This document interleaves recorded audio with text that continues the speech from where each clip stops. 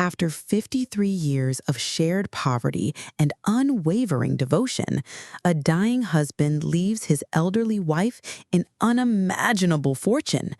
But with the money comes a lifetime of shocking secrets from his hidden past. What was he truly hiding from her? Elara smoothed the worn cotton blanket over Samuel's frail chest, the rhythm of his rasping breath, a metronome counting down the final, precious seconds of their 53 years together. 53 years, a lifetime.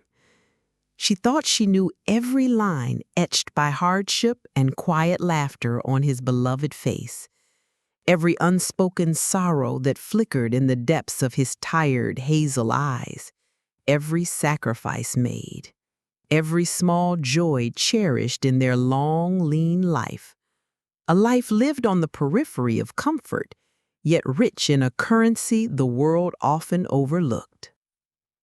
She believed, with the quiet certainty of a woman who had shared more than half a century with one man, that there were no more surprises left between them, only the impending, inevitable grief that was already a shroud around her heart. She was wrong, so profoundly, devastatingly wrong that the very foundations of the life she thought she knew, the memories she held sacred, were about to be shaken, perhaps even shattered into a million unrecognizable pieces. An earthquake was rumbling beneath the surface of her sorrow, one she couldn't yet feel, but whose tremors would soon redefine everything.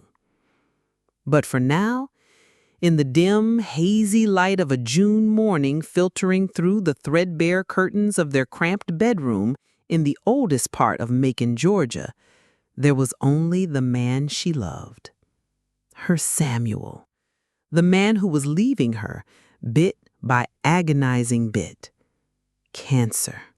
The word itself, a blunt instrument, had bludgeoned its way into their lives 6 months prior, snatching away the fragile peace of their twilight years.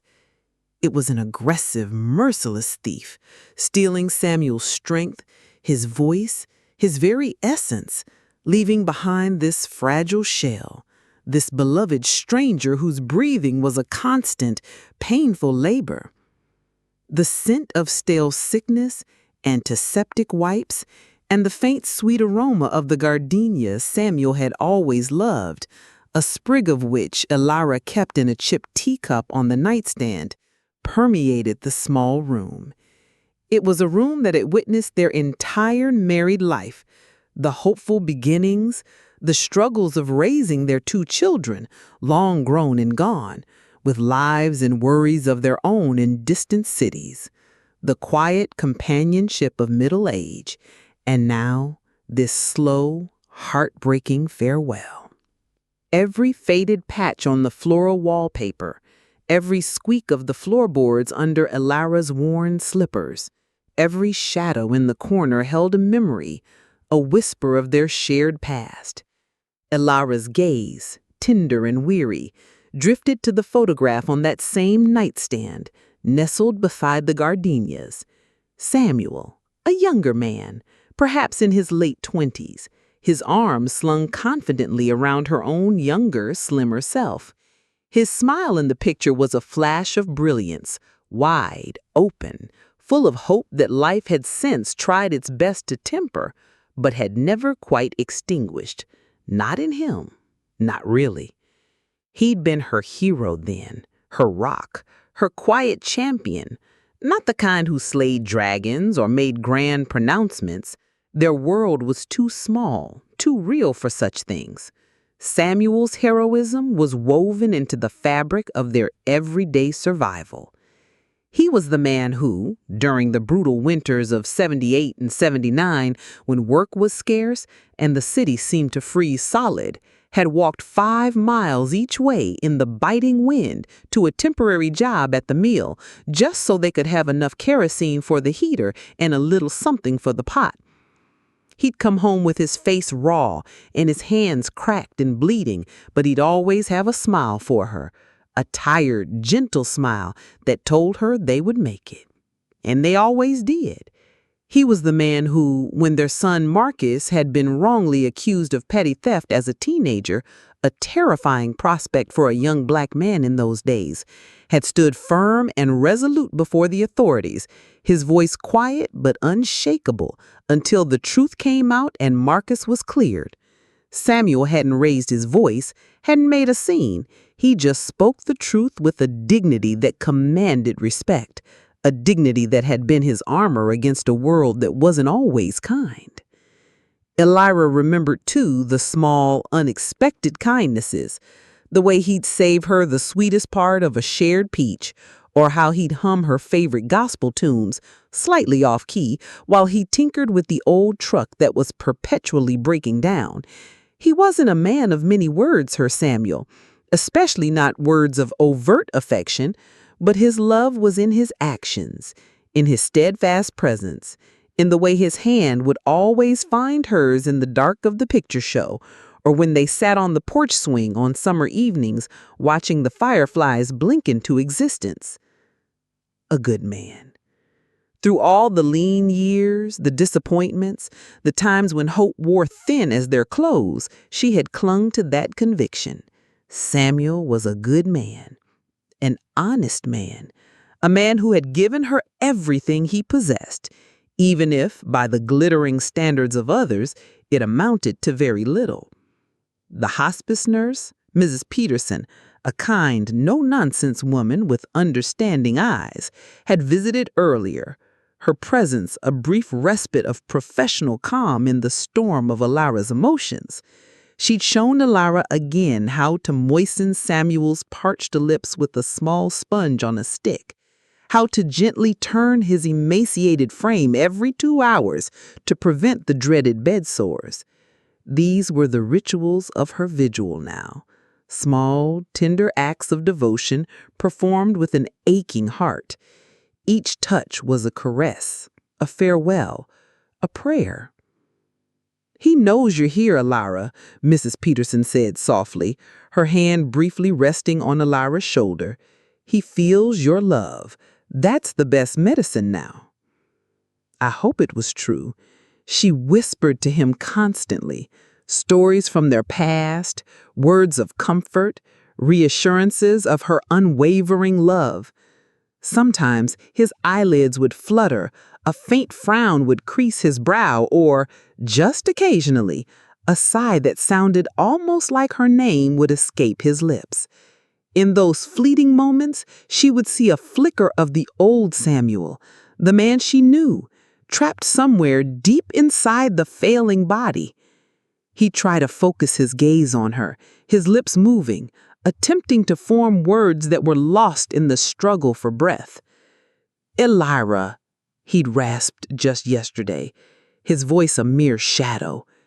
"You always so good to me." "Hush now, my love," she whispered back, her own voice thick with unshed tears, carefully wiping a bead of sweat from his temple. "Don't you trouble yourself. Rest now. I'm right here, always." But even as she offered comfort, a tiny, unbitten thought, sharp as a needle, would sometimes prick at the edges of her consciousness, a whisper from a place she rarely allowed herself to visit. Did she truly know everything about this good, quiet man? The man whose work he'd always described in vague, unsatisfying terms, like just handling things, government contracts, nothing special, yet which often took him away at odd hours or left him preoccupied and distant, even when he was home.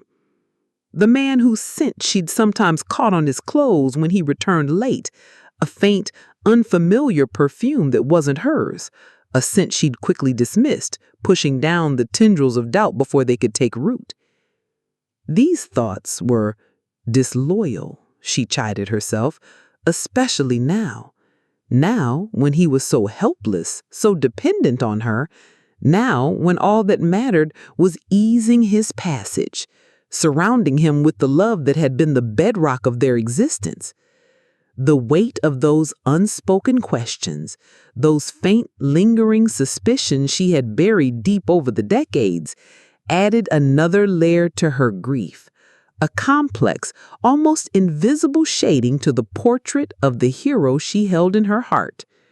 The earthquake was coming, and these were its first almost imperceptible foreshocks. His breath hitched, a little shallower this time. Her attention snapped back to the present, sharp and focused. Every moment was precious now, every breath a gift and a theft. The letting go, she realized with a fresh wave of anguish, was not a single event, but 1,000 tiny surrenders, each one tearing another thread from the tapestry of her life. And his passing, the final severing, was going to be the hardest thing she had ever endured. The air in the room grew heavier, charged with the imminence of it, thick with the unspeakable sorrow of a love story drawing to its painful, inevitable close. The silence in the room pressed in on Ilara, broken only by that fragile, struggling breath and the distant, mournful coo of a pigeon on the windowsill outside.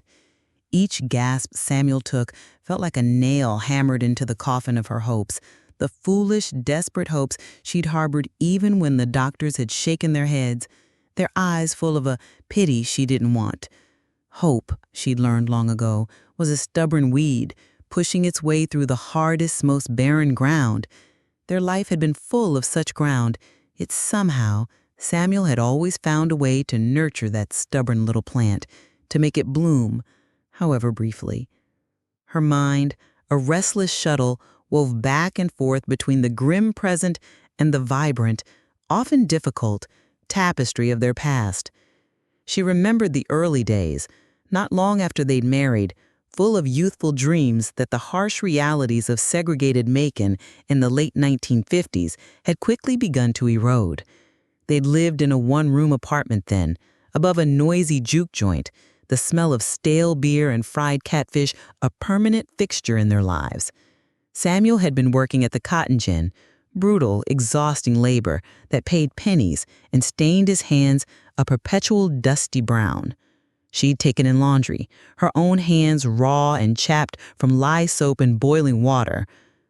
Then their first child, Marcus, had arrived, a tiny, perfect miracle who had filled their cramped room with a new kind of light and a new kind of fear. How would they manage?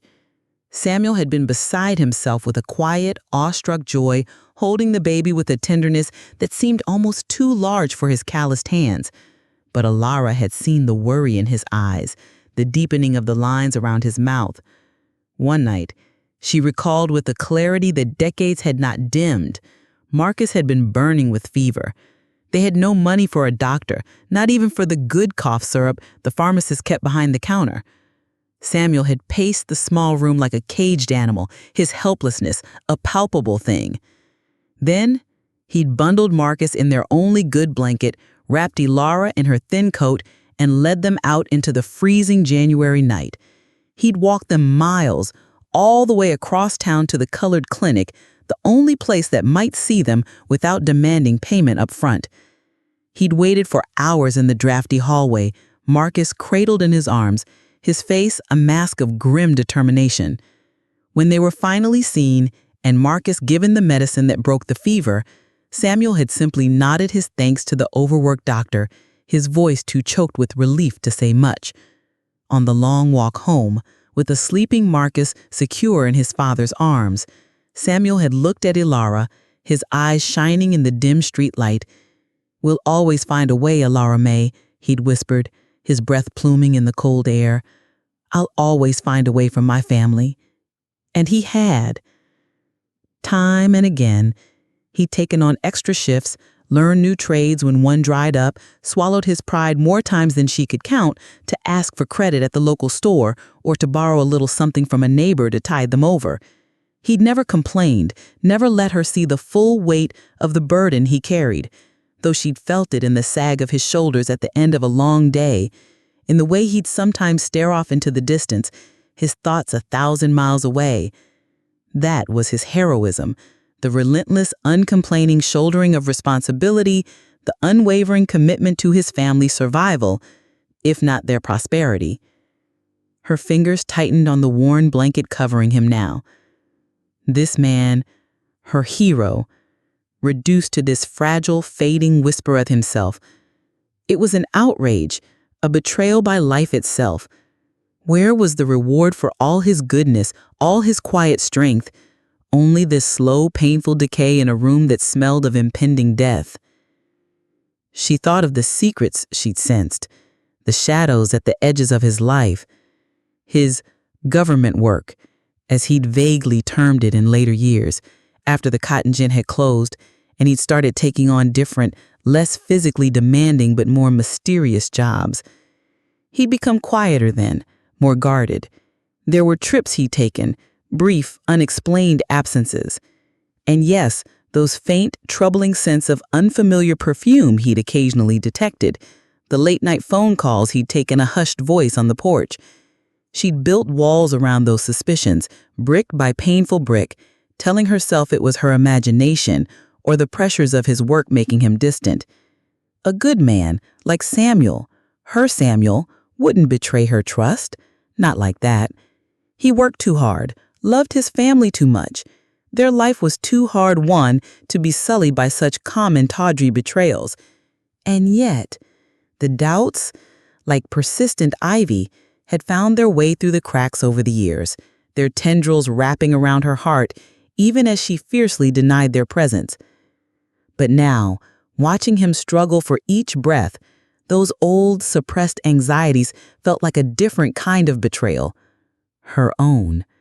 How could she even think of such things when he was so vulnerable, so close to the end? Guilt washed over her, cold and sharp. He was her husband, the father of her children, the man who had stood by her for over half a century. His goodness, his sacrifices, those were the truths she needed to cling to now. Those were the memories that would sustain her in the lonely days to come. The room was growing dimmer as the sun climbed higher, its light unable to fully penetrate the old, grimy window pane. Ilara arose stiffly, her joints aching, and walked over to the small formica top dresser. She picked up a silver-backed hairbrush, its bristles worn soft with use. It had been a gift from Samuel, one of their first anniversaries, bought with money he'd saved for months. She remembered the look on his face when he'd given it to her, proud and a little shy. Such a small, extravagant gesture in their world of make-and-do. She returned to his bedside and began to gently brush his thin, graying hair. It was a ritual they'd shared in his healthier days, a moment of quiet intimacy. Even now, with him so unresponsive, the familiar motion seemed to soothe her, a connection to the man he had been. His scalp was cool beneath her touch. "You always had such good, thick hair, Samuel," she murmured, more to herself than to him. "Remember how I used to tease you about it turning gray so early? You said it was from worrying about me and the children." A faint, sad smile touched her lips. "You were a worrier, my love, always carrying the world on your shoulders."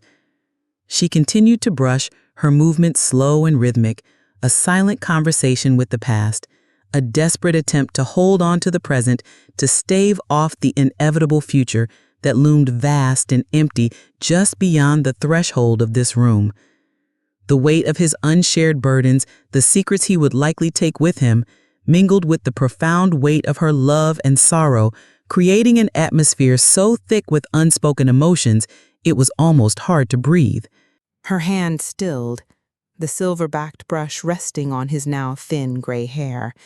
The silence in the room felt different now, not just the absence of sound, but a living presence, filled with the ghosts of 53 years.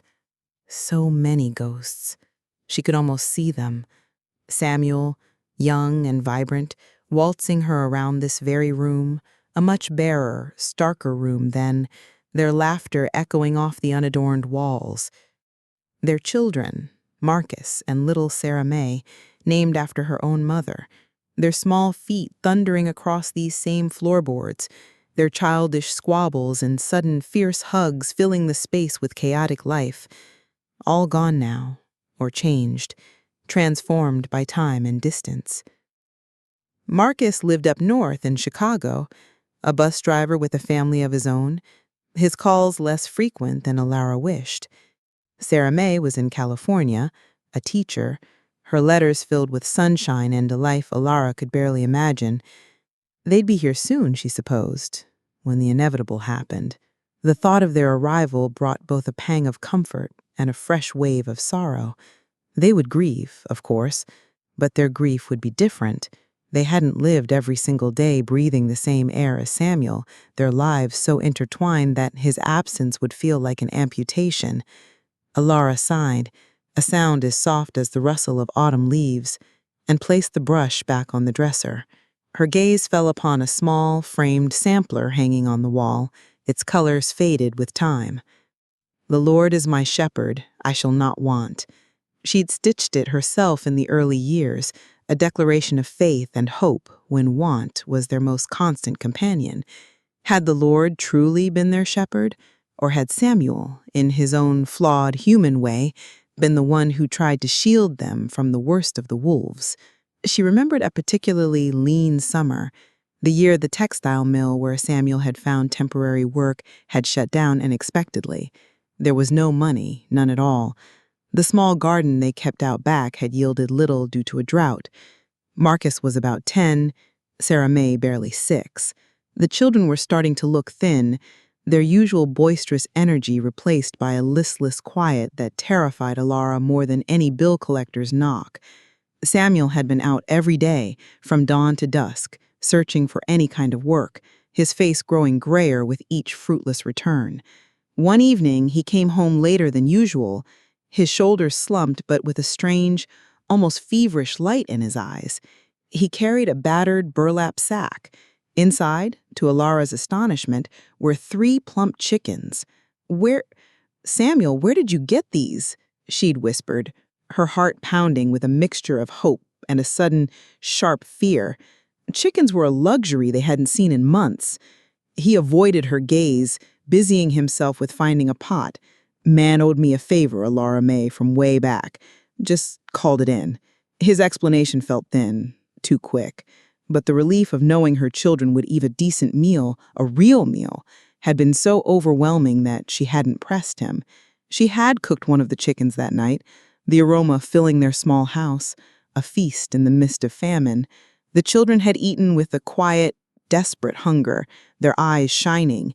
Samuel had watched them, a small, unreadable smile on his face, eating very little himself. Later, after the children were asleep, she'd found him on the porch, staring out into the darkness. "Samuel," she said softly, sitting beside him on the worn wooden step. "That man, who was he?" He'd been quiet for a long time, the only sound the chirping of crickets. Then he reached for her hand, his own rough and calloused. "It don't matter, Alara. What matters is the children ate. They're safe. They're not hungry tonight." She looked at his profile in the dim moonlight, the stubborn set of his jaw, the weariness in his eyes.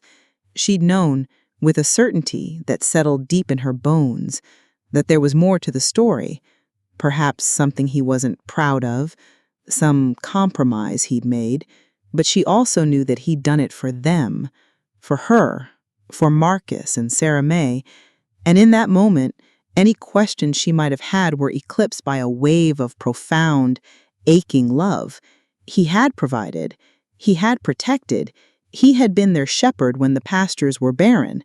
The how of it, she decided then, was a burden he carried alone, and perhaps a burden she didn't truly want to inspect too closely. It was easier to believe in the simple favor, the debt repaid. It preserved the image of him she needed. Now, decades later, the memory brought a fresh sting. Had that been the start of his secrets, the small compromises made out of desperation that perhaps paved the way for larger ones, for the government work he never explained, for the other shadows she'd sensed? Or was I just an old woman, her mind addled with grief and exhaustion, weaving sinister patterns out of the ordinary hardships of a poor man's life?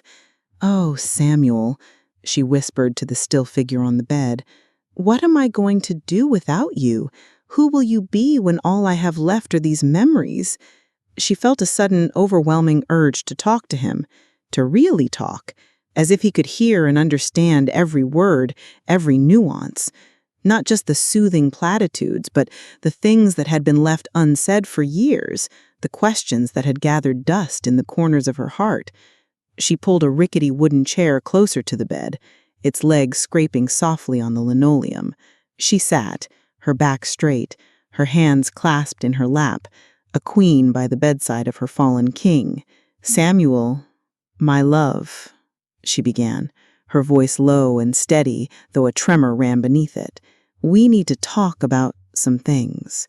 Things I've kept locked away for too long." His breathing remained shallow, unchanged, but Alara felt a shift in the room, as if the air itself was holding its breath, waiting. The hook, cast in the quiet of her heart decades ago, was beginning to pull, to draw long-buried things towards a surface she wasn't sure she was ready to face, even as she initiated the dredge. The promise of the earth-shattering revelation she couldn't yet name felt a little closer, a little more real, and the man in the bed, her good man, her hero, her husband of 53 years, lay at the very epicenter of the coming quake. She took a slow, deliberate breath, the air in the room thick with the ghosts of unspoken words. Her gaze remained fixed on Samuel's still face, seeking some flicker of recognition, some sign that he was with her, even now on this precipice. There was none. Only the shallow, rhythmic struggle for air that was his body's final, fading protest. "Samuel, my love," she began again, her voice a mere whisper now, yet carrying the weight of decades. "All these years, all these long years we've been together, 53 Christmases, 53 scorching Augusts. We've seen it all, haven't we?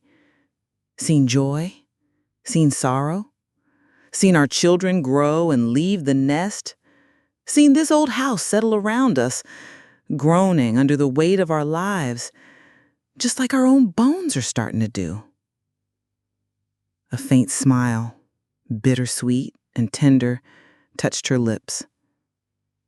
"I remember when we first moved in here, just after Sarah May was born. It felt like a palace then, after that little room over the juke joint.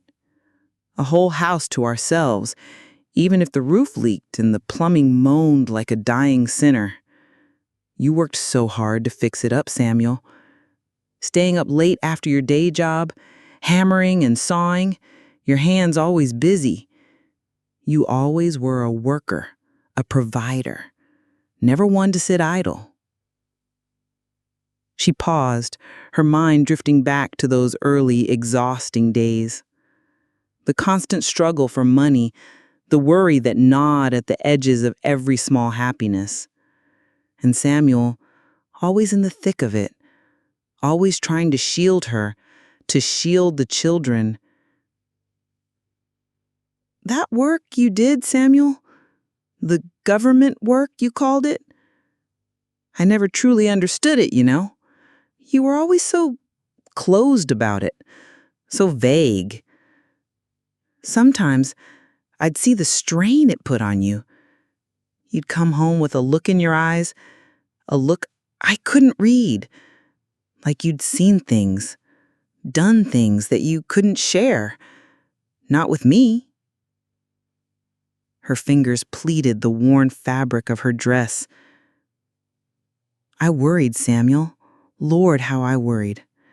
Worried about your safety, worried about what kind of shadows that work was casting on your soul. We needed the money, I knew that. Always needed the money.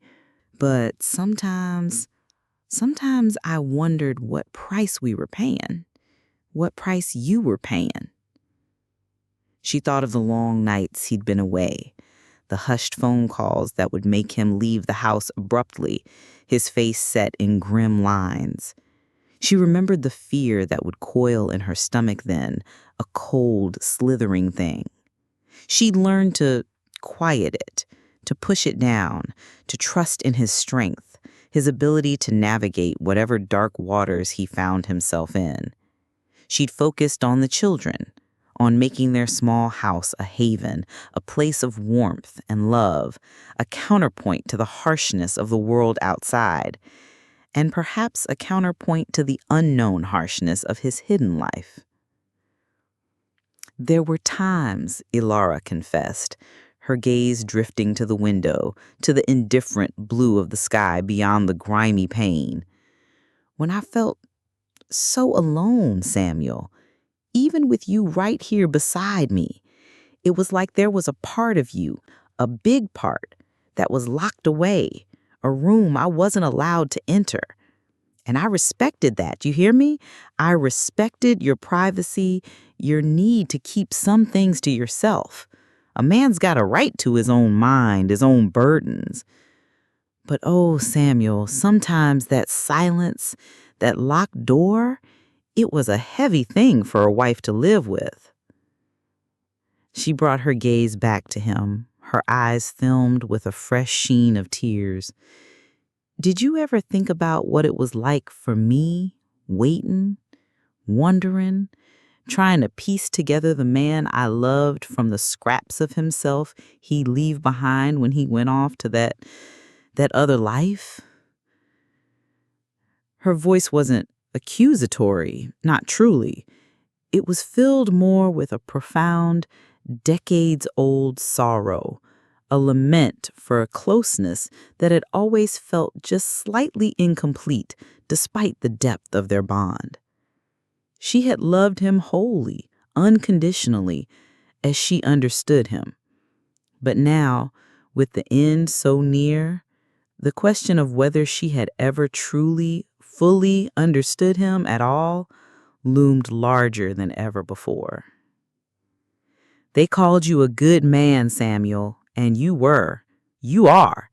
You provided, you protected, you taught our children right from wrong, taught them to hold their heads high no matter what.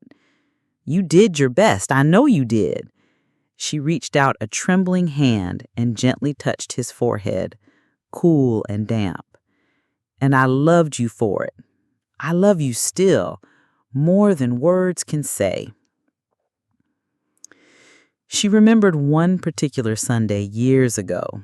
The church collection plate had come around, and their pockets, as usual, were almost empty. They'd put in their few carefully saved coins. But then old Mrs. Henderson, a widow who lived down the street and was even poorer than they were, had fumbled in her purse, her face flushed with embarrassment, clearly having nothing to contribute. Ilara had seen Samuel watch her, his expression unreadable. Later that afternoon, Ilara had found Samuel on Mrs. Henderson's porch, quietly repairing her broken screen door, a small bag of groceries from their own meager pantry sitting beside him. He never mentioned it. When Ilara had asked where some of our sugar and flour had gone, he just shrugged and said he must have misplaced it. That was Samuel. Quiet acts of goodness, expecting no thanks, no recognition. A hero in the small, forgotten corners of the world. How could a man like that, her good, kind Samuel, also be the man of shadows, the man of secrets she'd only glimpsed? The contradiction had always been there, a dissonant note beneath the main melody of their life. She had simply chosen for 53 years to focus on the melody, to let the goodness of him drown out the unsettling undertones. Now, as his life song faded to its final, painful notes, those undertones seemed to grow louder, more insistent. The hook, indeed, was pulling. The earthquake was no longer a distant rumble. She could feel the ground beginning to tremble beneath her feet, even as she sat vigil by his deathbed, cloaked in the familiar, comforting narrative of their shared life, their shared love. The narrative that she had so carefully constructed, so fiercely protected, The narrative that was, perhaps, about to be rewritten entirely. She leaned closer to him, her lips near his ear. Whatever you did, Samuel, wherever you went, I hope you found some peace in it. I hope it was worth the cost. And I hope you know you were loved, truly loved. Her tears finally fell, hot and silent, tracing paths down her weathered cheeks, baptizing the worn cotton blanket that covered the man who was her life, her history, her hero, and perhaps her greatest unknown. The room held its breath, waiting with her. The air in the small, impeccably clean bank vault was cool, almost sterile, a stark contrast to the humid Georgia summer Alara had left outside. 6 months. 6 months since the scent of gardenias and sickness had finally, irrevocably faded from their little house on Monroe Street. 6 months since Samuel's labored breaths had fallen silent, just as the dawn had painted the Macon sky in hesitant strokes of gray and rose. It had happened quietly, without drama, almost an anticlimax after the long, agonizing siege. One moment he was there, a fragile presence beside her, his hand limp in hers. The next he was simply gone. The fight was over. Alara hadn't cried out. She hadn't moved. She just sat there, in the rickety wooden chair she'd pulled close to his bed, his cooling hand still clasped in her own. The silence in the room suddenly vast, echoing, and terrifyingly complete. The air, which for months had been thick with the scent of his illness and her love, now felt thin, empty, as if all the oxygen had been sucked out along with his final breath. She didn't know how long she sat like that, a sentinel at an abandoned post. Time had lost its meaning. The sun climbed higher, its indifferent light now fully illuminating the small room, exposing the shabbiness of the worn furniture, the faded wallpaper, the stark reality of the empty shell on the bed. Her Samuel, her hero, her husband of 53 years, was no more. It was Mrs. Peterson, the hospice nurse, who found her there when she arrived for her morning visit. Her kind, professional eyes took in the scene at a glance, the stillness of the figure on the bed, Alara's frozen posture. "Oh, Alara, my dear," she said softly, her voice full of a gentle compassion that finally pricked through the numbness that had enveloped Alara. And then the tears had come. Not a storm, not a tempest, but a slow, steady rain of grief, born of an exhaustion so profound it felt as if her very bones were weeping. Mrs. Peterson had held her strong, capable arms a temporary anchor in the sudden violent capsizing of Alara's world. She'd made the necessary calls, her voice calm and efficient, shielding Alara from the harsh practicalities of death, at least for a little while. The hours that followed were a blur. The discreet arrival of the men from the funeral home, the questions asked in hushed, respectful tones, the need to find Samuel's good suit, the one he'd worn to church on special occasions, now impossibly large for the man that he had become. Alara moved through it all like an automaton, her heart a leaden weight in her chest, her mind replaying a ceaseless loop of memories. Samuel's laughter, the warmth of his hand, the worried frown he'd get when one of the children was sick, the quiet pride in his eyes when he looked at her. Her children, Marcus and Sarah May. She had to call them. The thought was another stab of pain. How could she tell them their father was gone, her voice breaking over the phone lines that stretched across miles and miles of a country that suddenly felt too large, too empty?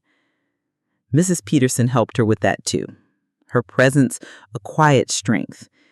She'd spoken to Marcus first, his voice thick with sleep and then shocked and disbelieving silence when she'd given him the news. Then Sarah May, whose immediate heartbroken sobs had mirrored Alara's own internal desolation. They would come, of course. They would fly in as soon as they could, but for now, Alara was alone with her grief. Truly alone for the first time in over half a century. The house felt different, hollow. Each creak of the floorboards, once a familiar sound, now seemed to echo Samuel's absence. The indentation his body had left on the old mattress, the worn patch on his armchair in the living room, the scent of his pipe tobacco still faintly lingering in the drapes. Every small detail was a fresh torment, a reminder of the gaping hole he had left behind. She wandered from room to room, her hand trailing over surfaces he had touched, her mind struggling to reconcile the vibrant man of her memories with the still, cold finality of death. How could a life so full, so resilient, so marked by struggle and quiet dignity simply end? The words she had whispered to him in those final hours, the questions about his secret life, her own buried anxieties, now seemed like the ramblings of a foolish old woman. What did any of that matter now? He was gone. The mysteries he carried, if indeed there were any beyond the ordinary burdens of a hard life, were gone with him. Or so she thought in the raw, immediate aftermath of her loss. The earthquake, whose first tremor she had barely registered, had yet to truly reveal its devastating power. For now, there was only the crushing weight of sorrow and the terrifying, uncharted expanse of a future she would have to face without her Samuel, her anchor, her flawed, beloved hero. The ring of the telephone, shrill and insistent in the oppressive quiet of the house, was what finally pulled Ilera from the depths of her numb reverie. It had been nearly 2 days since Samuel had passed, 2 days that felt like an eternity spent adrift in a gray, featureless fog. Mrs. Peterson had handled the initial awful calls, but now Ilera knew the world was beginning to intrude, as it always did, its demands indifferent to private sorrow. It was Marcus, his voice rough with a grief that mirrored her own, yet overlaid with a son's need to be practical, to take charge. "Mama, you okay? Sarah May and I are at Hartsfield-Jackson in Atlanta. We got the earliest flights we could. We'll rent a car and be there in a couple of hours, all right? Don't you worry about a thing. We'll handle everything." "Oh, Marcus," was all Ilera could manage, her voice cracking. The thought of seeing them, of their strong arms around her, brought a fresh wave of tears, a mixture of pain and a desperate yearning relief. Sarah May came on the line then, her voice softer, choked with emotion. "Mama, we're coming. Just hold on. We love you so much." And then they were there, filling the small, sorrowful house with their presence, their love, their own distinct brands of grief. Marcus, ever the stoic one, his face etched with a weary responsibility, immediately began asking gentle questions about arrangements, his notebook already out. Sarah May, more like Ilera in her outward emotionality, simply clung to her mother, her tears dampening Ilera's shoulder, her quiet sobs a counterpoint to Marcus's low, practical tones. The house, which had felt so cavernously empty, now seemed almost too full, a whirlwind of hushed phone calls, discussions about funeral homes, caskets, hymns Samuel had loved. Ilera moved through it all in a daze, grateful for her children's competence, yet feeling strangely detached, as if she were watching a play about someone else's loss. The raw, immediate shock was beginning to recede, replaced by a bone-deep weariness and a hollow ache that seemed to have taken up permanent residence in her chest. It was during a quiet moment in the kitchen, after they'd managed to get Ilara to eat a few bites of toast and drink some tea, that Marcus first broached the subject that would unknowingly set the stage for the earthquake to come. He was stirring sugar into his coffee, his gaze distant. "Mama," he began, his voice hesitant, did Dad leave any papers? Any instructions? A will, maybe?" Ilara blanked, the question pulling her from her sorrowful thoughts. A will? Samuel?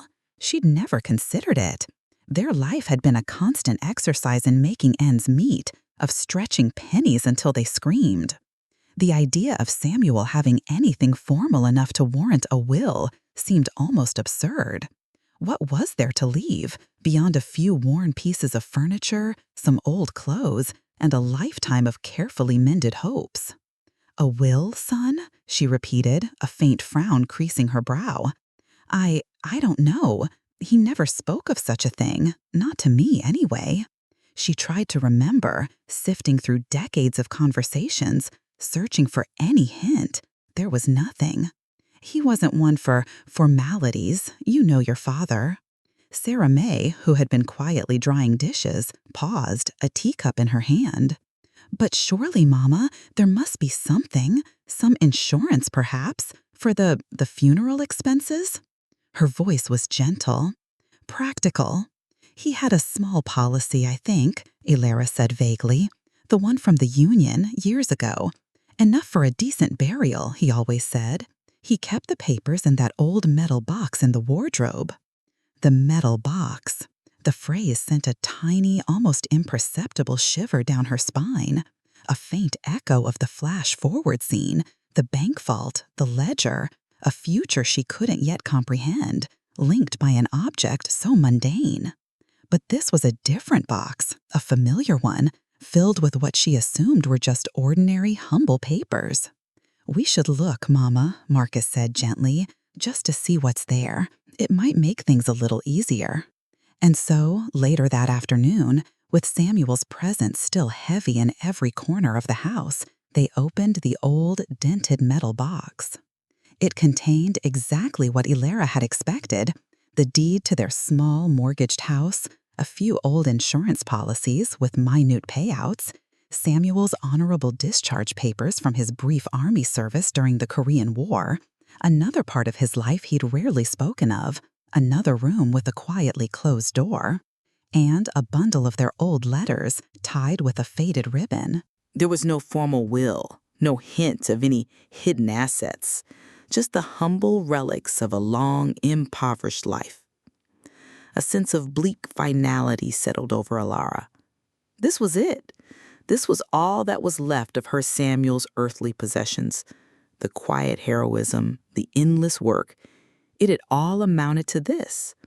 Enough for a decent burial, as he'd promised, and little else. The thought brought a fresh wave of sadness, but also a strange kind of peace. It was what she had expected. It was consistent with the man she knew, the life they had shared. The funeral was 2 days later, a modest affair at the Harmony Baptist Church, the small sanctuary filled with familiar faces from their neighborhood, a few of Samuel's old workmates from jobs long past, and members of their church family. Pastor Jenkins spoke warmly of Samuel's quiet faith, his dedication to his family, his unassuming kindness. Marcus delivered a stoic, heartfelt eulogy, his voice cracking only once when he spoke of his father's unwavering support. Sarah May, her face pale and tear-streaked, read Samuel's favorite psalm, her voice trembling but clear. Ilara sat in the front pew, a small, dignified figure in her best black dress, a borrowed hat with a subtle veil partially obscuring her face. She felt a profound sense of unreality, as if she were floating above the scene, watching. The hymns, the prayers, the scent of lilies and carnations, it all seemed to wash over her, a tide of sorrow and ritual. She saw the sympathy in people's eyes, heard their murmured condolences. They spoke of Samuel as a good man, a hard worker, a pillar of their small community. And he had been all those things. Her heart ached with a love so deep it felt like a physical wound. Yet beneath it, the faint, almost forgotten tremor of those old, unanswered questions stirred again, a dissonant note in the solemn music of grief. It was after the service, during the quiet gathering in the church basement where coffee and cake were being served, that a man Alara didn't recognize approached her. He was older, well dressed in a somber suit that spoke of a quiet affluence far removed from their own world. His face was kind, his eyes serious. "Mrs. Alara Sterling?" he asked, his voice low and respectful. Alara nodded, her hand still being held by Sarah May. "My name is Arthur Albright, ma'am. I was an associate of your husband Samuel for many years." And associate? The word sounded formal, out of place. Samuel didn't have associates. He had workmates, friends from the neighborhood.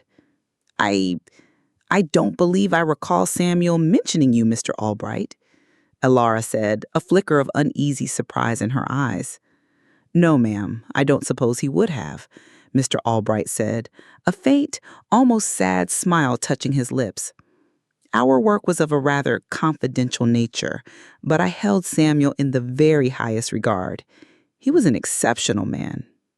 He paused, then added, "There are some matters pertaining to his estate that I will need to discuss with you and your family at your earliest convenience, perhaps in a day or two when you feel up to it." Estate? The word hung in the air, as alien and unexpected as associate. Alara looked at Marcus, then at Sarah May. Their faces mirrored her own confusion. His estate, Mr. Albright?" Marcus asked, stepping forward slightly. "My father, he didn't have much of an estate, sir. We've been through his papers." Mr. Albright's gaze was steady. "Nevertheless, there are specific instructions Samuel left and a formal will that needs to be addressed. If you would permit me, I can call you tomorrow to arrange a meeting at my office." He handed Alara a simple, elegant business card. Arthur Albright, LLB, attorney at law. Alara took the card, her fingers numb.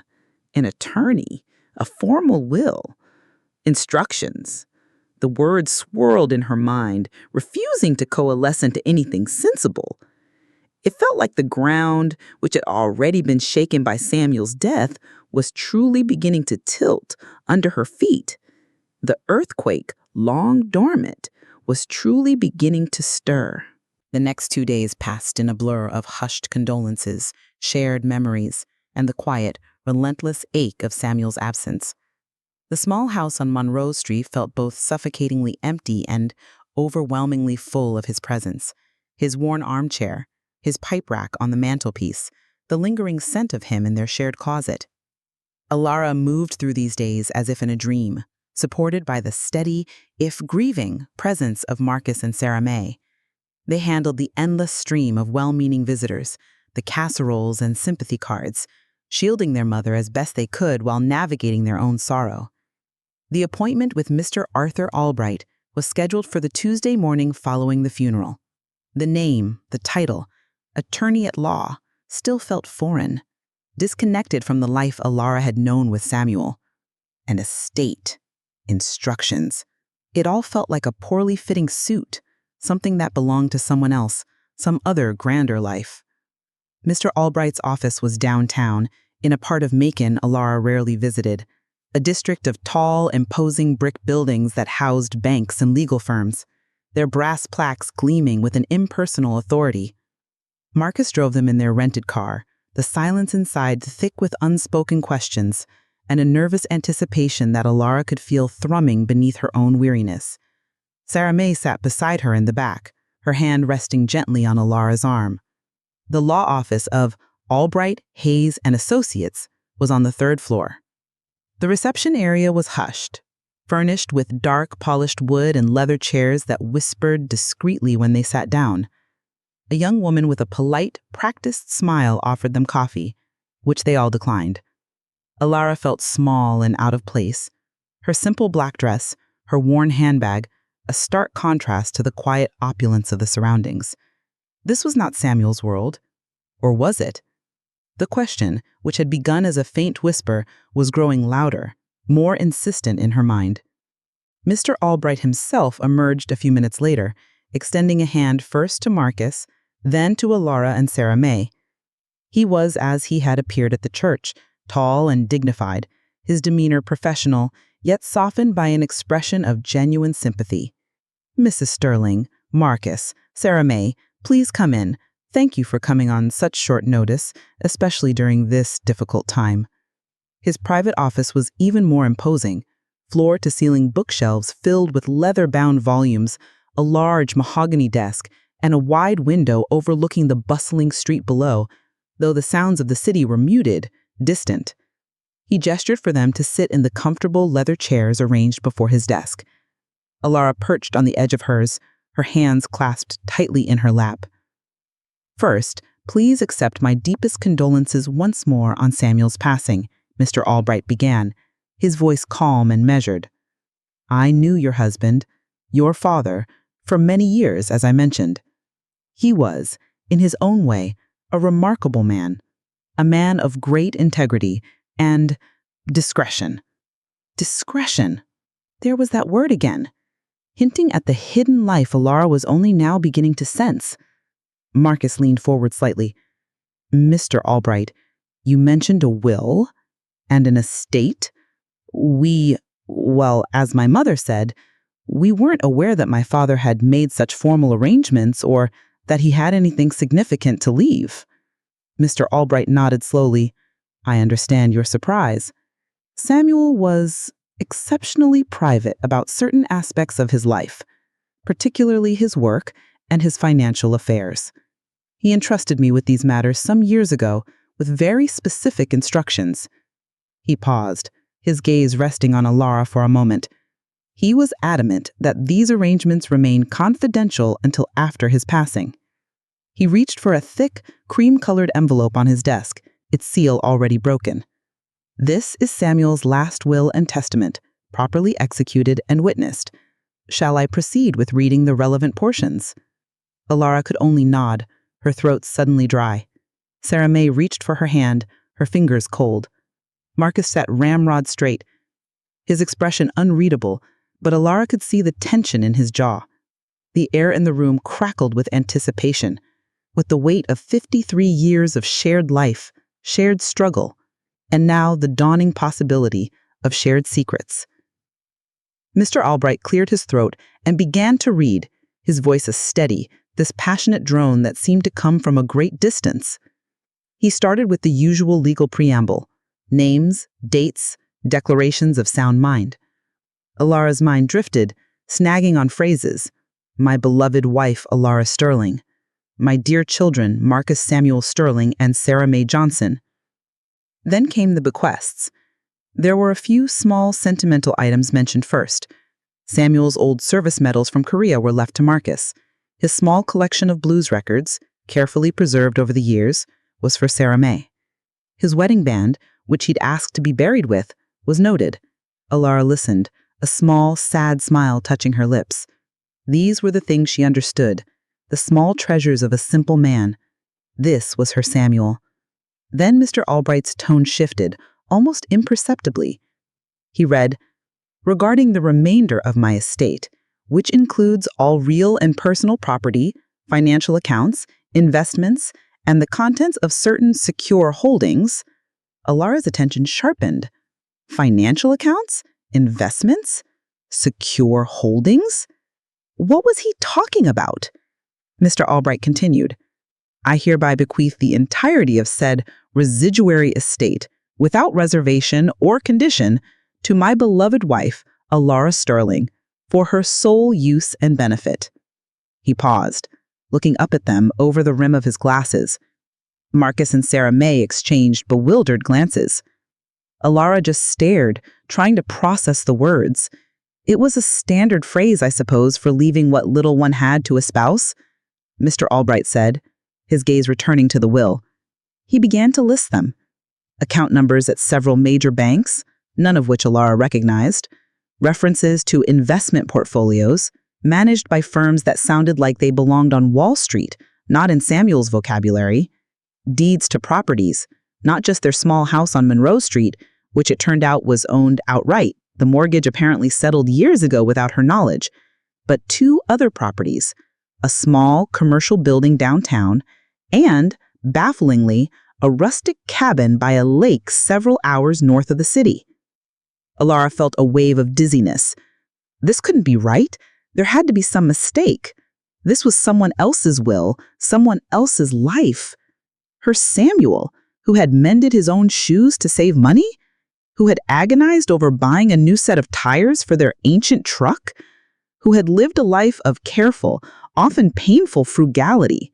This couldn't be him. But Mr. Albright wasn't finished. He took a sip of water, then continued. Furthermore, the will makes reference to a primary holding account, established through a trust Samuel set up some time ago.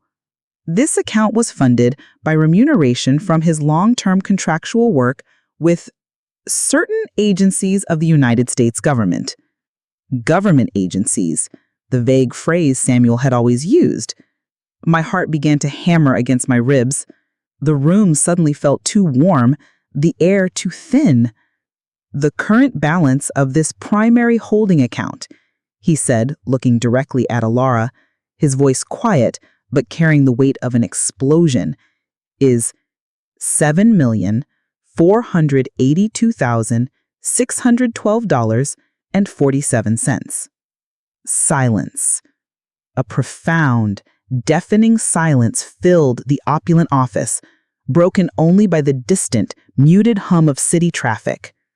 $7 million. Alara stared at Mr. Albright, the words echoing in her mind, nonsensical, impossible.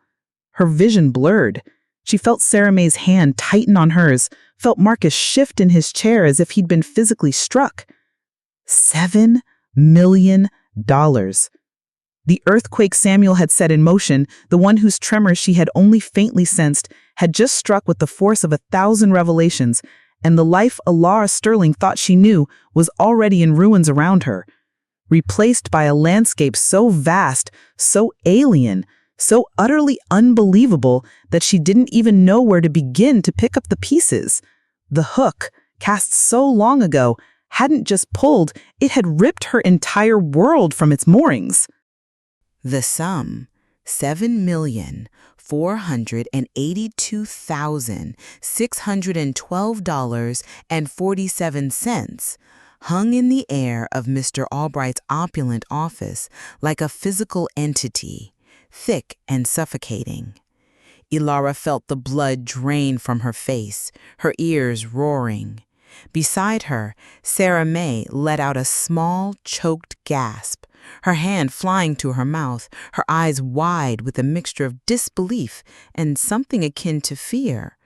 Marcus, ever the more contained, simply stared at the lawyer, his jaw clenched, so tight a muscle twitched rhythmically beneath his skin. For a long moment, no one spoke.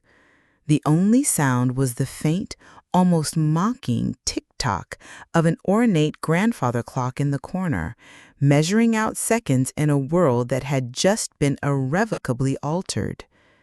"Mr. Albright," Marcus finally managed, his voice hoarse, unfamiliar to Alara's ears. There has to be some mistake. My father, this is impossible. We lived, well, you know how we lived. There was never any money. Never." Mr. Albright's expression remained sympathetic, yet firm. "I understand this is a profound shock to all of you, but there is no mistake. Samuel was exceptionally meticulous in his affairs. These figures are accurate. The funds are secure, held in trust and in various investment accounts, all legally established and documented." He gestured towards a neat stack of folders on his desk. "We have all the paperwork here, should you wish to examine it." Alara felt Sarah May's grip on her hand, a desperate, trembling pressure. "Mama," Sarah May whispered, her voice barely audible, Did you know any of this?" Alara slowly shook her head, unable to find her voice. No, she hadn't known the first thing. She felt as if the floor had dropped out from beneath her, leaving her suspended in a terrifying void. Her Samuel, her hard-working, perpetually worried Samuel, a millionaire? The man who had patched the soles of his shoes with cardboard, who had eaten bread and broth with her on countless occasions because there was nothing else. It was a betrayal of everything she thought their life had been. A betrayal or something else entirely. Something so vast and complex she couldn't yet grasp its shape. But his work, Marcus pressed, his brow furrowed in deep confusion. He always said, government contracts. He never implied, this kind of money. What exactly was he doing, Mr. Albright? For how long? The lawyer steepled his fingers, his gaze thoughtful. Samuel's contractual obligations were, as I mentioned, of a highly confidential nature, spanning several decades. He was involved in specialized logistical support and consultation for certain sensitive government operations. The remuneration for such work, especially given its duration and the level of discretion required, was substantial, and he chose to invest it wisely and live very modestly. Modestly, Sarah May's voice rose, a note of hysteria creeping in. Mama scrubbed floors when we were little. Daddy worked himself to the bone in jobs that barely paid enough to keep us from starving. We went without so many times. And all along there was this fortune? Her eyes filled with tears, not just of shock, but of a dawning, painful anger. Why, Mr. Albright? Why would he do that to us? To Mama? Ilara felt a pang in her chest, sharper than her own grief. Sarah May's words echoed the turmoil in her own heart. Why? Why the decades of unnecessary hardship, the scrimping and saving, the worries that had carved lines into Samuel's face and stolen the vibrancy from her own youth? If this money had always been there— Mr. Albright sighed, a sound of genuine regret. I cannot speak to Samuel's personal motivations for the way he chose to live his life or the secrets he chose to keep from his family. Those were his decisions. My instructions were clear: to manage his affairs discreetly during his lifetime and to ensure his wishes, as laid out in this will, were executed upon his passing. He loved you all very much, Mrs. Sterling, Marcus, Sarah May. He made that very clear to me on many occasions. This inheritance, he intended it as a provision for your future, for your security. Security. The word felt like a cruel joke. What security could this impossible sum offer against the lifetime of insecurity they had endured? What could it buy back of the years lost, the opportunities missed, the simple comforts foregone? Ilara finally found her voice, though it was weak, trembling. Mr. Albright, you mentioned secure holdings, and in that flash, that scene I saw, there was a box in a bank. She was referring to the flash forward, the bank vault, the ledger, the locket, a scene so vivid and unsettling it felt more real now than this unbelievable conversation. She didn't know why she was bringing it up, how to explain that sudden intrusive memory that felt like a premonition, but the words tumbled out. Mr. Albright's eyebrows rose slightly, a flicker of surprise in his otherwise composed demeanor. He seemed about to ask a question, then paused, perhaps attributing her disjointed reference to shock. He said smoothly, recovering quickly, "Indeed, Mrs. Sterling, apart from the financial accounts and properties, Samuel maintained a safe deposit box at the First National Bank downtown. The will grants you, as the sole beneficiary and executor of his estate, full access to it. I have the key here, which was entrusted to me." He opened a drawer in his desk and produced a small, slender silver key attached to a simple numbered tag. He laid it gently on the polished mahogany before her. The key lay there, glinting under the office lights, A small, innocuous object that suddenly felt like the key to everything. To Samuel's hidden life, to the secrets that had underpinned their existence, to the truth, whatever it might be. Marcus looked at the key, then at his mother, his expression a mixture of apprehension and a dawning resolve. "Mama, maybe we should, maybe we should go to the bank now." Sarah May nodded, wiping her eyes. "Yes, Mama, we need to know. We need to understand." Ilara looked at the key, then at the faces of her children, their familiar features now overlaid with a new, shared bewilderment. The grief for Samuel was still there, a raw, open wound, but now it was complicated by this maelstrom of shock, confusion, and a rising tide of questions that demanded answers.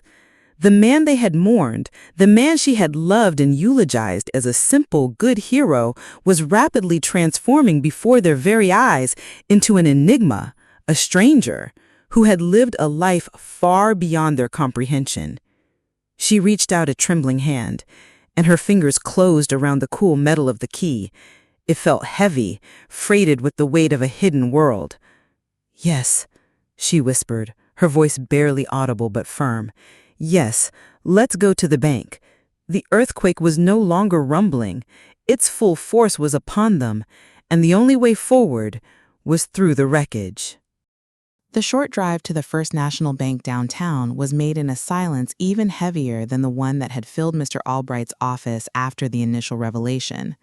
The impossible sum of money, the mention of secret government work, the sheer disorienting unreality of it all had stunned Ilara, Marcus, and Sarah May into a state of muted shock. Words seemed inadequate, almost profane in the face of such a monumental unveiling of a hidden life. Ilara clutched the small silver key Mr. Albright had given her, its metal cool against her clammy palm.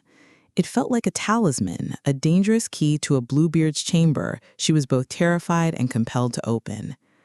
Marcus drove, his knuckles white on the steering wheel, his gaze fixed on the road with an intensity that betrayed the turmoil beneath his usually calm exterior. Sarah May sat beside Ilara in the back, occasionally squeezing her mother's hand, her own face pale and drawn. The bank itself, a grand neoclassical building with imposing columns and polished brass doors, felt like another world, a fortress of wealth and secrets. As they walked across the echoing marble floor of the lobby, Ilara felt a fresh wave of agitation. This was where Samuel, her Samuel, had apparently moved with an ease and familiarity she couldn't fathom, conducting transactions that involved sums of money she could barely comprehend, all while their life together had been a testament to want and careful rationing.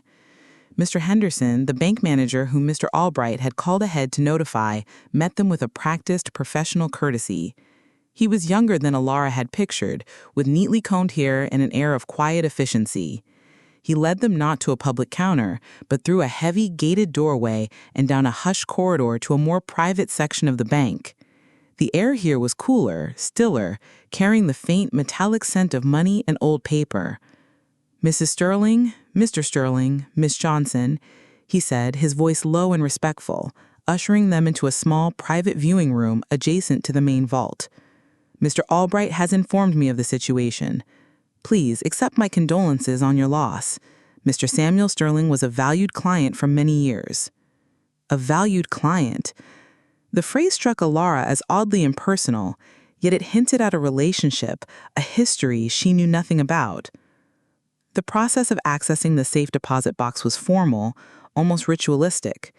Signatures were required, identification verified. Then Mr. Henderson, accompanied by Marcus, disappeared for a few moments into the massive, gleaming vault door that dominated one end of the corridor. Ilara's heart hammered against her ribs. She could hear the faint whirring of mechanisms, the solid, satisfying thunk of heavy bolts being drawn. They returned with a long, slim metal box, its surface cool and unadorned. It was heavier than it looked. Mr. Henderson placed it on the polished wooden table in the center of the viewing room. "As per Mr. Sterling's instructions and the legal authority granted to you, Mrs. Sterling, you have sole access to the contents. This room offers complete privacy. Please take all the time you need." He then produced the second key, the bank's key, and with Alara's trembling hand offering Samuel's key, he inserted both into the dual locks. With a soft click, the locks disengaged. Mr. Henderson then nodded discreetly. "I will leave you now. Please let me know if you require any assistance." He closed the door softly behind him, leaving Alara, Marcus, and Sarah May alone with the secret Samuel had guarded so carefully for so long. For a moment, no one moved. The box sat on the table, a silent, implacable presence. It was Sarah May who finally broke the silence, her voice a whisper. "Mama, are you going to open it?" Alara looked at her children. Marcus's face was a mask of controlled curiosity and apprehension. Sarah May's eyes were wide, luminous with unshed tears and a dawning fear that mirrored Alara's own. This wasn't just her journey, it was theirs too. Samuel's secrets were their inheritance as much as the unimaginable wealth. But the flash forward, the one she'd experienced with such unnerving clarity in Mr. Albright's office, had shown her alone with this box, her fingers touching its contents. A sudden, fierce need for a solitary reckoning rose within her. I think I need to do this by myself first, children," she said, her voice surprisingly steady. "Just for a little while. Do you understand?"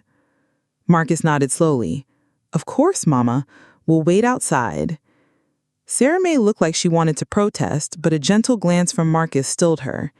They squeezed Alara's hands, then quietly let themselves out of the room, leaving her alone with Samuel's final, most intimate legacy. The silence descended again, heavier this time, charged with the imminence of discovery. Alara took a deep, shaky breath. Her fingers, stiff and trembling, reached for the lid of the box. It lifted easily.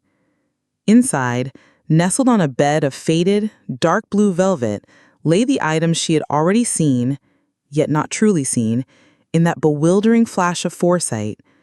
The slim, unassuming, leather-bound ledger, the thick, official-looking envelope sealed with the unfamiliar, almost predatory eagle crest clutching lightning bolts, and beside them, glinting faintly in the cool, indirect light of the viewing room, the small, tarnished silver locket. This was it, the tangible proof of a life lived in the shadows, alongside the life she had shared. Her hand hovered over the items, a strange reluctance warring with an urgent, almost desperate need to know. Which to touch first? Which secret to unravel? She reached for the ledger, its leather cover cool and unexpectedly smooth, almost supple, beneath her age-spotted fingers. It felt significant, important. She opened it to the first page. Samuel's handwriting, so familiar, so precise, filled the page, but the words, the columns of dates, the cryptic abbreviations like Asset Aqua, Operation Nightingale, Debrief Sector 7, Expenditure Unforeseen, Contingency Omega, were a foreign language, a coded message from a world she had never known existed. And the sums of money listed next to some entries, often just initials or code names, were staggering, incomprehensible. They spoke of transactions, of movements of capital on a scale that dwarfed even the $7 million Mr. Albright had mentioned. This was not just an accounting of his earnings. This felt like the operational diary of a ghost. A wave of dizziness, stronger this time, washed over her. She closed the ledger, her breath coming in short, sharp gasps. It was too much, too soon. Her gaze fell on the official-looking envelope.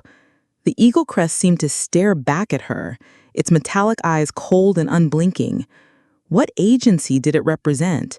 What sensitive operations had her Samuel, the man who mended her screen door and hummed gospel tunes, been a part of? The envelope was thick, sealed. Did she dare to open it? Not yet. Not until she understood more. Her fingers, almost of their own accord, drifted to the small, tarnished silver locket. It was heart-shaped, old-fashioned, the kind of thing a young man might give his sweetheart, but she'd never seen it before. Samuel had never given her a locket like this. Their gifts had always been more practical, or simpler. A warm scarf, a new Bible, a rose from their small garden. With trembling thumbs, she fumbled with the clasp. It sprang open. Inside, nestled against the faded silk lining, were not one, but two miniature, sepia-toned photographs. On one side, a much younger Samuel, almost a boy, his hair slicked back, a shy, hopeful smile on his lips. A Samuel she barely recognized from a time before her own. And on the other side, another face. A woman, young, beautiful, with dark, laughing eyes and a cascade of curls, her expression full of radiant, carefree joy. Not Ilara. The locket dropped from her nerveless fingers, clattering softly onto the polished table. The small, tarnished silver locket lay where it had fallen on the polished table of the bank's viewing room, a tiny metallic accusation. Ilara stared at it, or rather at the two miniature faces imprisoned within its heart-shaped confines. Samuel, younger than she'd ever known him, his expression open and hopeful. And beside him, the woman. Dark, laughing eyes, a cascade of curls, a radiant, carefree joy that seemed to mock Ilara's own lifetime of carefully managed emotions and hard-won contentment. Not Ilara. The truth of it slammed into her with the force of a physical blow, stealing the air from her lungs, leaving her cold, numb, and utterly adrift. For a timeless moment, the $7 million, the cryptic ledger, the ominous official envelope with its eagle crest, all of it faded into insignificance, eclipsed by this single, devastatingly intimate betrayal. This wasn't about secret government work or hidden fortunes. This was about the heart. Her heart, Samuel's heart, and the heart of this unknown woman who had clearly at some point held a significant place in it. Her carefully constructed image of Samuel, the good man, the devoted husband, the quiet hero who had shouldered their shared poverty with unwavering loyalty, began to crumble, not with the explosive force of the financial revelations, but with the slow, agonizing erosion of deeply personal trust. The other life she had vaguely sensed, the locked rooms in his mind she hadn't been allowed to enter, suddenly took on a new, more painful dimension. Had those unexplained absences, those late-night calls, those faint, unfamiliar scents not been about clandestine government work, but about this, about her? A tremor ran through Ilara's hand as she reached out to pick up the locket again.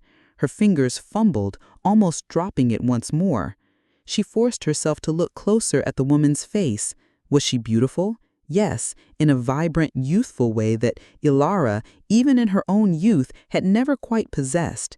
Ilara's beauty had been quieter, more resilient, weathered by hardship but underpinned by an inner strength. This woman, she looked like sunshine and laughter, like a life untouched by the relentless grind of making ends meet. When had this been? The photo looked old, the sepia tones faded. Before Ilara? During their marriage? The thought was a fresh stab of pain. Had Samuel lived a double life not just in his work, but in his affections too? Had their 53 years, their shared struggles, their children, been built upon a foundation of deceit that ran even deeper than she could have imagined? The questions swirled in her mind, a chaotic, sickening vortex. She felt a rising tide of anger, hot and unfamiliar, mingling with the profound sorrow. Anger at Samuel for this hidden betrayal. Anger at herself for her own blindness, for the convenient narrative she had spun for herself over the years to explain away the things that hadn't quite added up. Had she been a fool?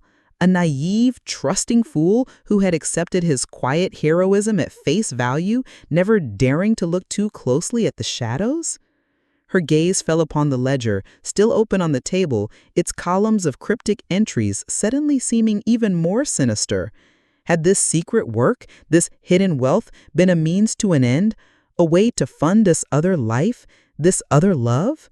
The thought was almost too painful to bear. She picked up the ledger again, but the words, the numbers, now seemed to swim before her eyes, meaningless. Her focus was entirely consumed by the image in the locket. Who was she? What had she meant to Samuel? Was she still alive? Did she know about Ilara? About their children?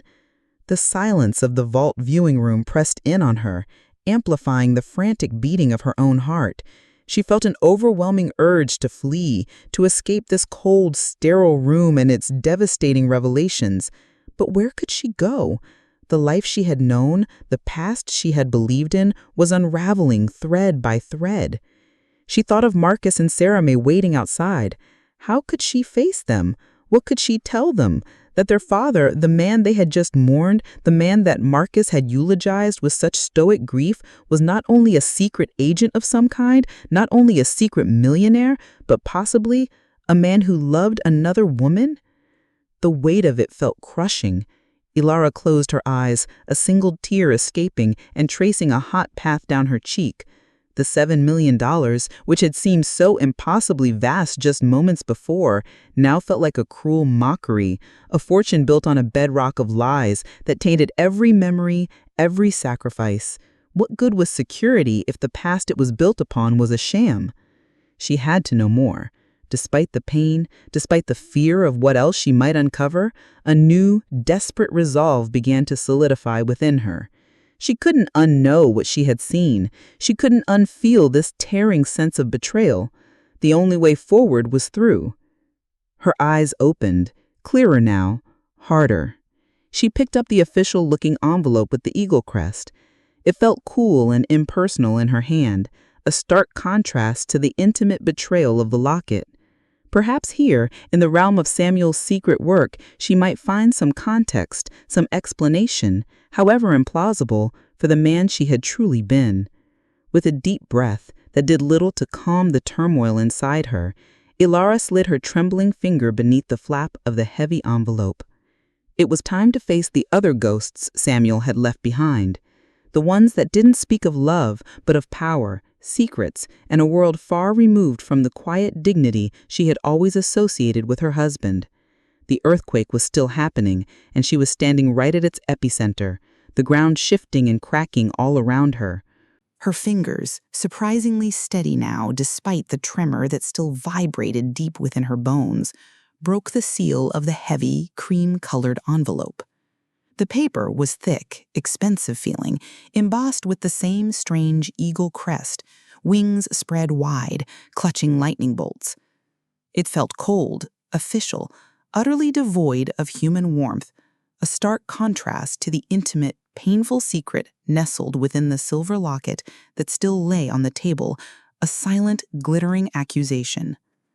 Inside, there wasn't a letter, not in the conventional sense. Instead, she pulled out a stiff, formal-looking document, a single sheet folded in thirds. At the top, more official lettering: Office of Special Operations, Directorate of Clandestine Services. Beneath it, a series of typed paragraphs. Her eyes scanned the dense text, snagging on phrases that made little sense but sent a fresh chill down her spine. Post-operational contingency protocol. Operative designation, Nightingale, Samuel K. Sterling. Nightingale. The same word she'd seen in the ledger. So that was him, Samuel K. Sterling. Her Samuel, Operative Nightingale. It sounded like something from a spy movie, a cheap paperback thriller, not the life of her quiet, unassuming husband. The document went on, its language a sterile, bureaucratic code. In the event of operative demise during non-active status, designated beneficiary Ilara M. Sterling, spouse, is to be informed of the existence of secure accounts established under the Patriot Legacy Program, access to primary financial holdings to be facilitated by legal counsel Arthur Albright, Esquire, further access to auxiliary safe deposit box number 713, First National Bank, Macon Branch, granted for retrieval of personal effects and supplementary documentation. It was a formal, almost impersonal confirmation of what Mr. Albright had already told them about the money, but seeing it here in this stark, official format, linked to an operative Nightingale, made it feel even more unreal, more sinister. Then her eyes fell on the final paragraph. All classified materials, operational logs, see attached ledger Alpha 7, and mission-specific artifacts contained in auxiliary safe deposit box number 713 are to remain undisclosed to any party other than the designated beneficiary. Any attempt by outside agencies or individuals to access or inquire about said materials should be reported immediately to the contact number provided on the supplementary sheet, Appendix B, not included with this summary. Beneficiary is advised that disclosure of operational details or specific mission parameters may carry significant personal and national security implications. Discretion is paramount. A threat. Veiled in bureaucratic language, but a threat nonetheless. Discretion is paramount, the same word Mr. Albright had used. What in God's name had Samuel been involved in that required such warnings even after his death? What secrets were so dangerous that they could still cast a shadow from beyond the grave? Alara's hand trembled as she placed the document on the table beside the locket and the now terrifying ledger. The room felt colder, the silence more profound. The image of the laughing woman in the locket warred with the image of Operative Nightingale, a man engaged in clandestine services, his life apparently a labyrinth of secrets, lies, and unimaginable sums of money. Who was Samuel K. Sterling? The man who had walked miles in the snow to get medicine for their sick child, the man who had quietly fixed a poor widow's screen door, the man who had held her hand in the dark and hummed off-key gospel tunes. Or was he Operative Nightingale, a shadow figure moving through a world of asset acquisition and contingency protocols, a man whose life was deemed to have national security implications? Could he have been both? The thought was a dizzying paradox, a chasm opening up beneath her feet.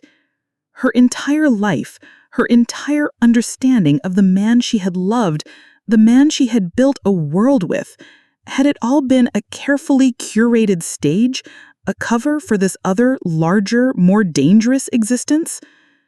Her gaze fell again on the locket. The personal betrayal felt sharper, more immediate than the grand, impersonal secrets of Operative Nightingale. The money, the government work, that was a shock, a bewildering alteration of her reality. But the woman in the locket, that was a wound to the heart, a theft of intimacy, a desecration of what she had held most sacred. She picked up the ledger again, its cool leather a stark contrast to the turmoil within. She flipped through the pages, her eyes scanning the neat columns, the dates stretching back years, decades even. Op Genesis, Cairo. Expenditure, Informant X. Asset retrieval, Berlin East. The names of cities she'd only read about, places Samuel had never mentioned visiting, and always the sums of money, sometimes small, sometimes astronomical. Was this where the fortune had come from? Payment for these shadowy operations? And the woman in the locket, was she part of this world too?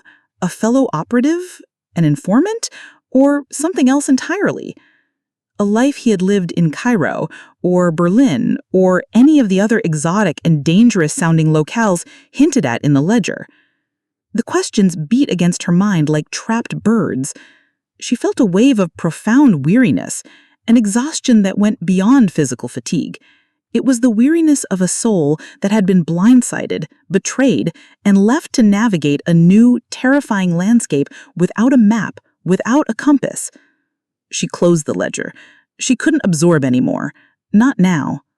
She carefully placed the document from the envelope, the ledger, and the small, heartbreaking locket back into the metal box. She closed the lid, the soft click echoing the finality of something, perhaps her innocence, her unquestioning love, her belief in the simple man she thought she knew. She needed air. She needed to think. She needed to escape this cold, sterile room that had become the tomb of her illusions. But as she stood, her legs unsteady, she knew there was no escape. Samuel's secrets were her secrets now, his hidden life, her unwanted inheritance. The earthquake had struck, and the aftershocks were just beginning. The path forward was shrouded in darkness, and for the first time since Samuel's passing, Alara felt a fear that was sharper, colder, and more profound than grief itself.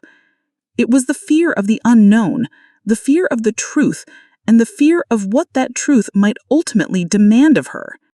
The chill of the bank's viewing room seemed to seep into Alara's bones, a stark contrapoint to the turmoil raging within her. The official document, the cryptic ledger, the small, tarnished locket with its devastating secret, they lay on the polished table before her, irrefutable evidence of a life her Samuel had lived entirely separate from her own. Operative Nightingale, a woman with laughing eyes, a fortune beyond imagining. It was all too much, a tidal wave of revelations that threatened to drown her. For a long while, she simply sat there, adrift in the wreckage of her shattered perceptions. The image of Samuel she had cherished for 53 years, the simple, hardworking, unfailingly good man, felt like a precious vase, now smashed into 1,000 pieces. How could she ever put it back together? And even if she could, would it ever look the same? The silence was eventually broken by a soft knock, and Mr. Albright re-entered, his expression carefully neutral, yet kind. Marcus and Sarah May followed him, their faces etched with worry as they looked at their mother. "Mama?" Sarah May whispered, rushing to her side. "Are you all right? What did you find?"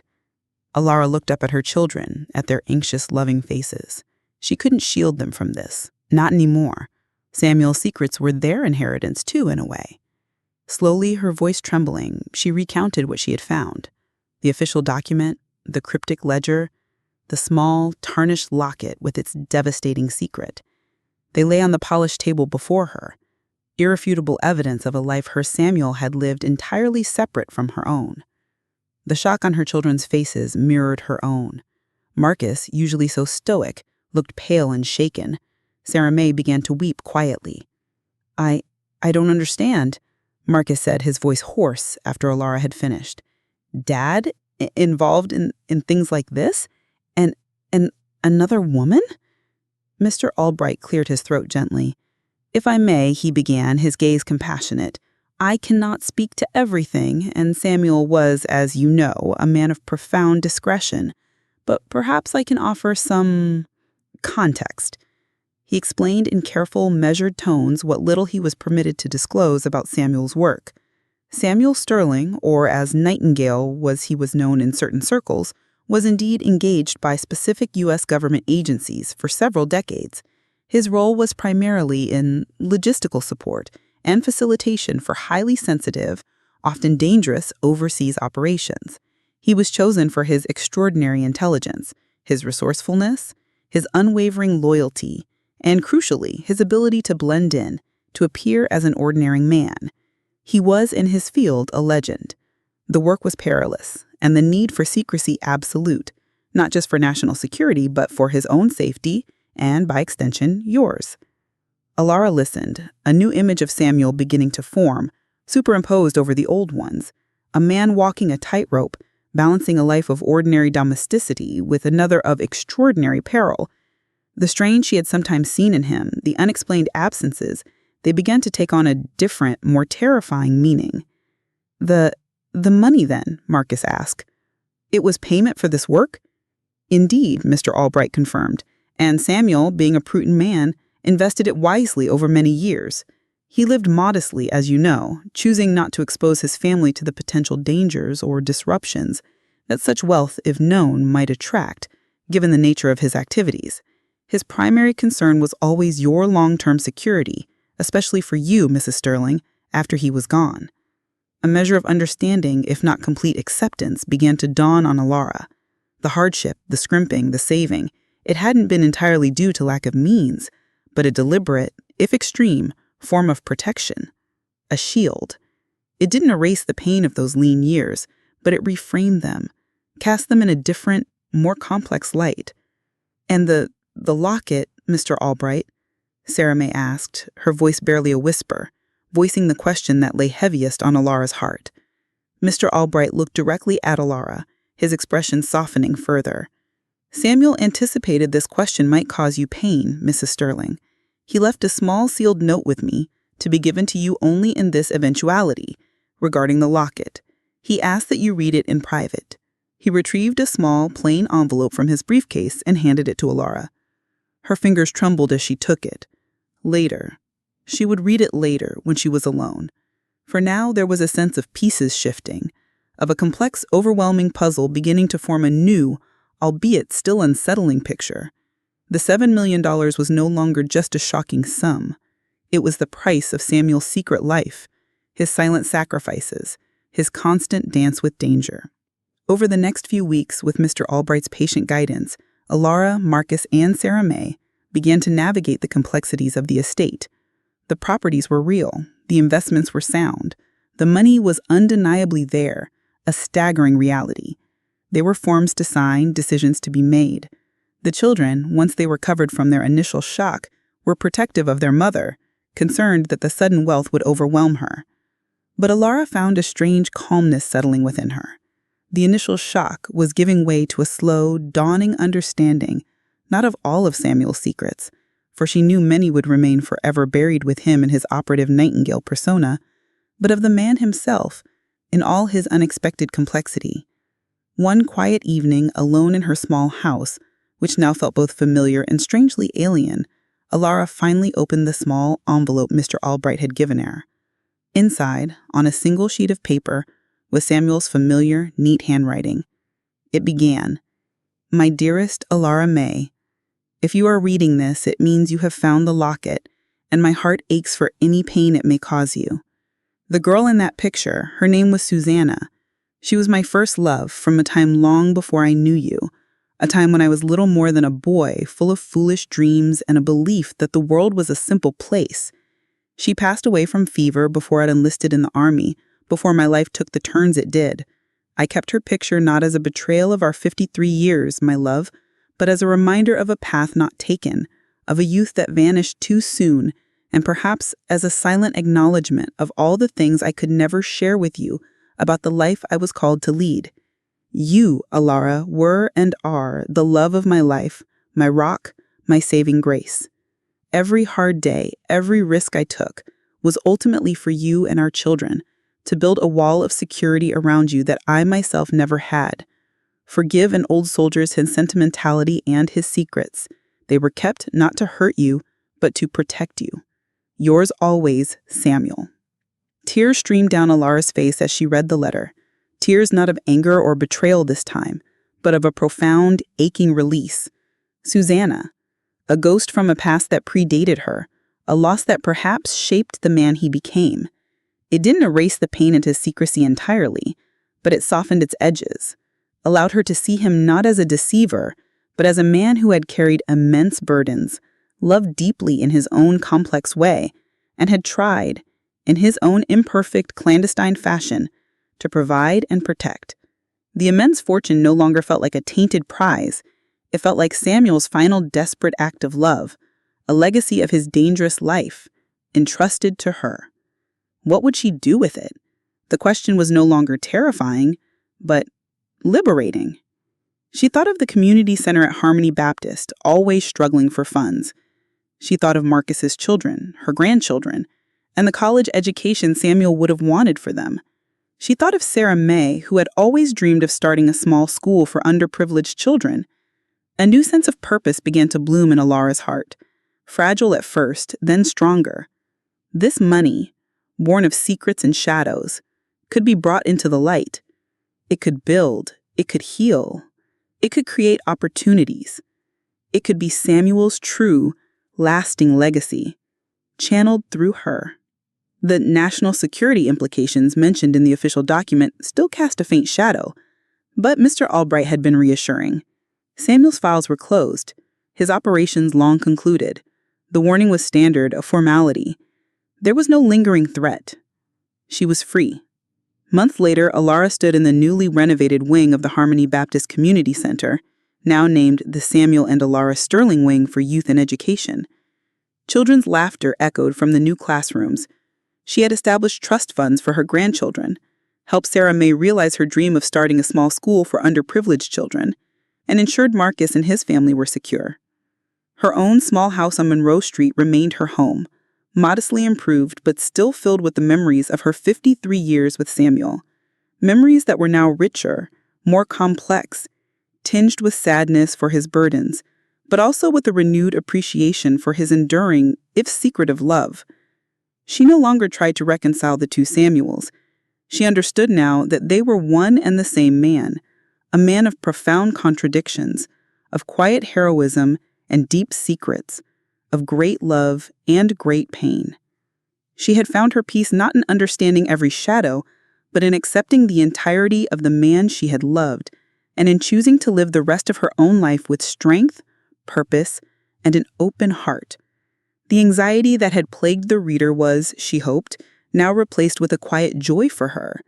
The future, once a terrifying void, now stretched before her, not as an ending, but as a new, unexpected, and hopeful beginning.